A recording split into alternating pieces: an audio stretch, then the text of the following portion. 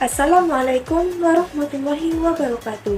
Perkenalkan, nama saya Amelia Dedi Fernanda dengan NIM 22052049 dari Fakultas Ilmu Sosial Departemen Pendidikan Pancasila dan Kewarganegaraan Universitas Negeri Padang.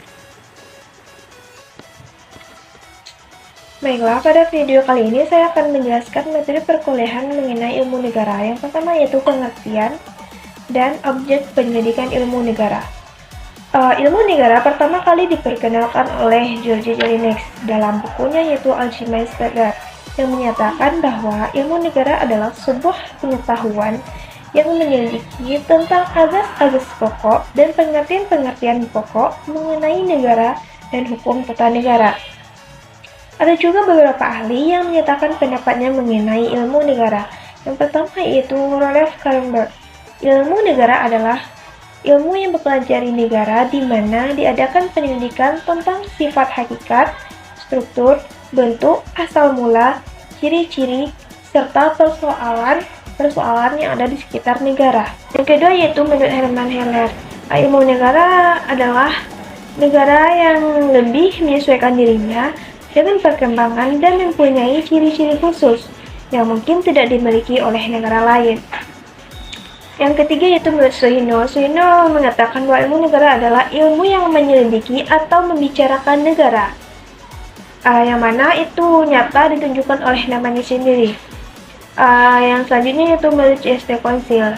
Ia menyatakan bahwa ilmu negara adalah ilmu pengetahuan yang mempelajari azas-azas pokok atau sendi dan pengertian tentang negara. Yang terakhir yaitu menurut Muhammad Kusnadi. Ia menyatakan bahwa ilmu negara adalah ilmu yang menyelidiki azas-azas pokok dan pengertian pokok suatu negara dan hukum tata negara. Nah, kesimpulan dari pengertian ilmu negara adalah ilmu yang menyelidiki pengertian pokok dan sendi-sendi pokok dari negara dan hukum negara pada umumnya. Selanjutnya yaitu karakteristik ilmu negara. Ilmu negara memiliki 3 karakteristik. Yang pertama yaitu global. Artinya, nilai-nilai yang terkandung dalam ilmu negara dapat berlaku di setiap negara. Yang kedua yaitu abstrak. Azas tidak melekat sanksi atau tidak bisa dijalankan tanpa ilmu-ilmu lainnya. Yang ketiga yaitu umum. Artinya dapat terjadi, berlaku, dan dialami oleh setiap negara, mulai dari asal-usul hingga berakhirnya negara. Selanjutnya yaitu sistematika ilmu negara. Ilmu negara memiliki 2 sistematika menurut George Jelinek. Yang pertama yaitu ilmu negara dalam artian sempit, menyelidiki negara dengan secara abstrak dan umum. Yang kedua, ilmu negara dalam artian luas. Ada 2. Yang pertama, ilmu pengetahuan yang menyelidiki negara tertentu, misalnya mempelajari lembaga negara, peradilan, dan lain sebagainya. Yang kedua yaitu ilmu pengetahuan yang penyelidikannya tentang suatu negara dalam pengertian luas, serta lembaga-lembaga perwakilan yang dipelajari secara khusus. Nah, materi selanjutnya yaitu objek ilmu negara.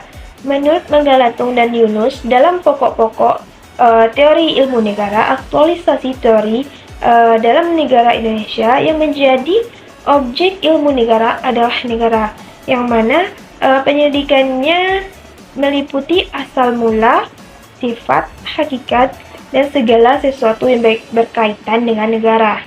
Ilmu negara menitik beratkan pada pengertian negara secara khusus. Nah, berarti objek ilmu negara adalah negara pada umumnya dalam pengertian negara yang abstrak, umum, serta universal.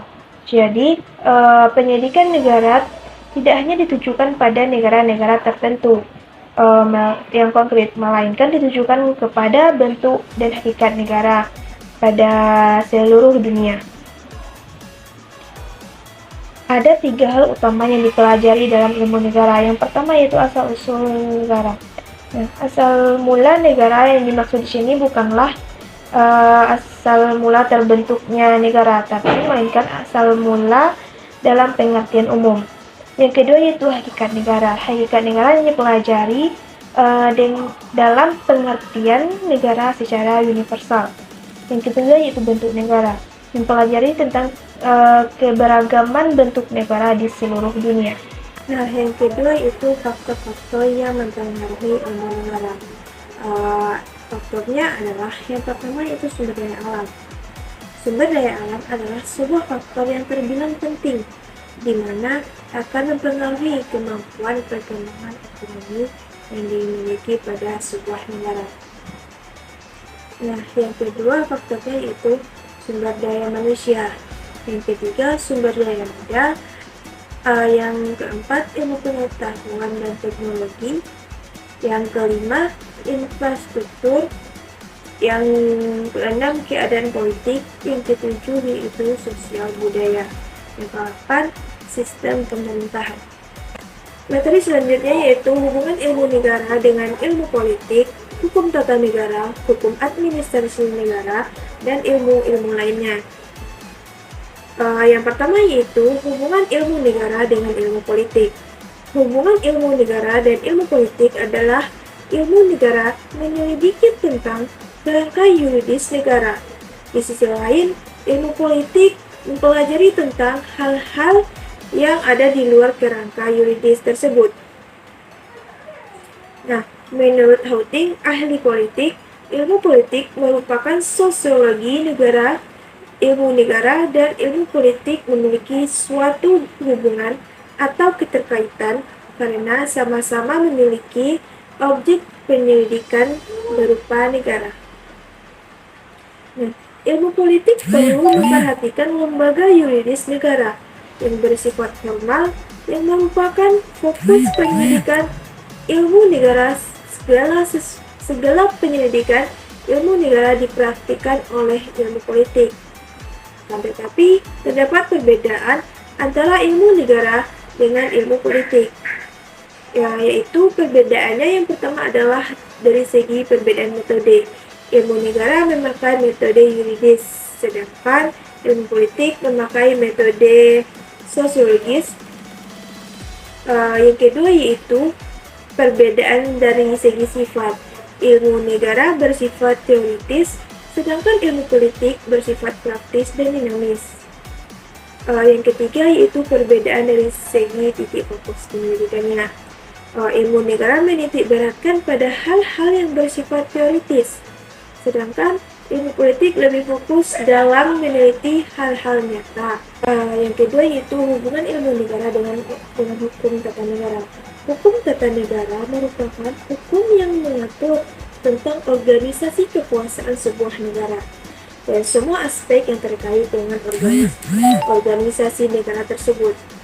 Objek dari hukum tata negara sama seperti objek dari ilmu negara, yaitu negara. Nah, hukum tata negara mempelajari berbagai hal tentang negara dalam arti khusus atau spesifik. Hukum tata negara mempelajari negara tertentu. Misalnya hukum tata negara Indonesia. Nah, ilmu negara dapat dikatakan sebagai landasan atau dasar untuk mempelajari hukum tata negara. Hukum tata negara dapat dikatakan sebagai penerapan nyata dari teori-teori yang dipelajari dari ilmu negara. Hukum tata negara mempelajari hal-hal yang disediakan, diselidiki, dan dikumpulkan oleh negara sebagai ilmu pengetahuan murni. Nah, hubungan ilmu negara dengan hukum tata negara adalah saling mempengaruhi dan saling menjelaskan. Ilmu negara memberi landasan teoritis bagi hukum tata negara. Yang ketiga yaitu hubungan ilmu negara dengan hukum administrasi negara. Hukum administrasi negara yang mempelajari mengenai tindakan dalam menyelenggarakan sebuah negara. Hukum ini juga dikenal sebagai hukum tata negara. Hukum administrasi negara mengatur hubungan antara pemerintahan dan warga negara. Dan juga administrasi dalam penyelenggaraan pemerintahan. Yang keempat yaitu hubungan ilmu negara dengan ilmu sosiologi. Dengan bantuan ilmu sosiologi, kajian ilmu negara tentang masyarakat dan interaksinya dalam suatu negara tidak dapat dilakukan dengan baik. Nah, masyarakat adalah bagian penting dari negara. Yang kelima yaitu hubungan ilmu negara dengan ilmu sejarah. Asal mula negara adalah salah satu aspek yang diselidiki dalam ilmu negara. Ilmu negara membutuhkan dukungan dari ilmu sejarah untuk mengkaji seni dari negara ini. Yang terakhir yaitu hubungan ilmu negara dengan ilmu filsafat. Ilmu negara memerlukan dukungan ilmu filsafat untuk mengkaji asal mula, hakikat, dan bentuk negara. Nah, dari beberapa hubungan ilmu negara dengan ilmu lainnya, dapat disimpulkan bahwa hubungan ilmu negara dengan hukum tata negara dan ilmu politik serta disiplin ilmu lainnya ternyata dapat saling melengkapi. Tetapi tingkat keterkaitan ilmu-ilmu lainnya terhadap ilmu negara tidak sama. Ilmu negara memiliki hubungan paling erat dengan hukum tata negara. Materi yang ketiga yaitu mengenai teori-teori tentang sifat hakikat negara.